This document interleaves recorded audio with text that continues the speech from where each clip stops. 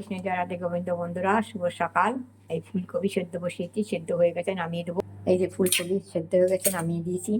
Tomato এখানে কড়াইতে আমি সাদা তেলের একটু ঘি দিয়ে দিয়েছি। এই যে এখানে হচ্ছে বেসন, সুজি আর ছোলার ডালের গুঁড়ো, বিউলির ডালের গুঁড়ো আর জোয়ান, কালো জিরে আর বেকিং সোডা, এটাকে ভালো করে ফেটিয়ে নিয়েছি। একটু সর্ষের তেল দিয়েছি। এই ধনে পাতা আর এই ফুলকপির পকোড়ি করব। ও হিং দিয়েছি, ধনে জিরের গুঁড়োও দিয়েছি, একটু ভাজা ধনে জিরের গুঁড়ো, একটু হিং, নুন, হলুদ, ধনের সর্ষের তেল দিয়ে ভালো করে ফেটিয়ে নিয়েছি। এবার কপিগুলো ওর মধ্যে দিয়ে দিচ্ছি। এবার আস্তে আস্তে তেলের মধ্যে এগুলো ছেড়ে দেবো, দিয়ে এগুলো একটা একটা করে হালকা আঁচে ভেজে নেব।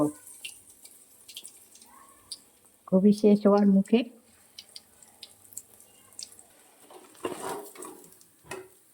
এই হয়ে গেছে কপি পকোড়ি ভাজা। এবারে ধনে পাতাটা করবো।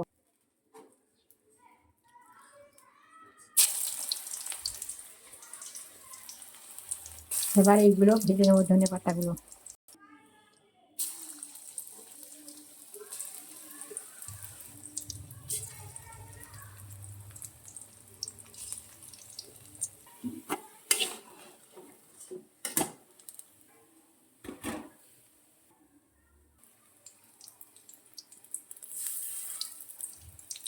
আজ আমার হয়ে গেছে কপির চপ আর ধনে পাতার চপ। দেখছো কি সুন্দর, ডাল আর এই চপে একদম জাস্ট জমে যাবে, আর কিছু দরকার নেই। একদম দারুণ, চা কফির সঙ্গেও জমে যাবে, দারুণ। আমার একটু ভিডিওটা বড় হয়ে যায়, ছোটো করে দেখাতে পারি না। বেসন, সুজি, ছোলার ডালের গুঁড়ো, বিউলির ডালের গুঁড়ো, জোয়ান, কালো জিরে, নুন, হলুদ, ধনের গুঁড়ো, জিরের গুঁড়ো আর কাঁচা লঙ্কা কুচি আর সর্ষের তেলে দিয়ে ভালো করে ফেটিয়ে নিয়ে এই কপিগুলো একটু গরম জলে সেদ্ধ করে নিয়ে এগুলো করেছি। এই যে ধনে পাতা চপ আর ফুলকপির চপ, এটা জাস্ট ডাল ভাতের সঙ্গে জমে যাবে, আর কিছু দরকার নেই। এমনি একটু ঘি দাও, এই ভাতের সঙ্গেই খাওয়া যাবে, না একটু সর্ষের তেল দাও, তাতেই হয়ে যাবে।